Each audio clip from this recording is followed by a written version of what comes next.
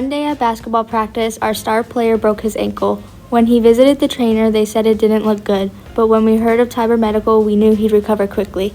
Tiber Medical is an orthopedic manufacturing company that was founded by Jeff Tiber in 2012. The company has released more than 50 extremity trauma spine systems. Jeff and Camille founded Tiber Medical with the dream to develop and utilize bioengineered technologies, including different surface treatments and coatings, to make advanced orthopedic implants.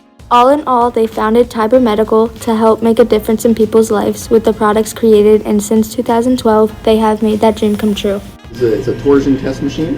It allows us to either insert screws or break things. This machine over here is basically the same thing, but allows us to pull things apart or squish them together and break it. We just got a laser marker in here, so we're able to do engineering prototypes. This is just our wall of 3D printers. These are our main product that we make here and sell here. This is a headless cannulated screw and a headed cannulated. Tiber Medical screws are used in surgeries on all parts of the body except the spine. They range in size from 2 millimeters to 8 millimeters. Tiber Medical screws are used in over many hospitals around the world. If you've ever had a screw put in one of your joints, there's a high chance it's a Tiber Medical screw. All the screws shown are used as bone screws in surgery. It would really only take 2 joints to screw across and compress those joints together.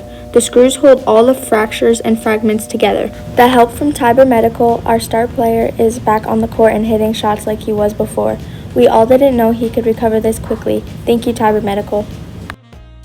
Thank you, Tiber Medical, for teaching us what's so cool about manufacturing.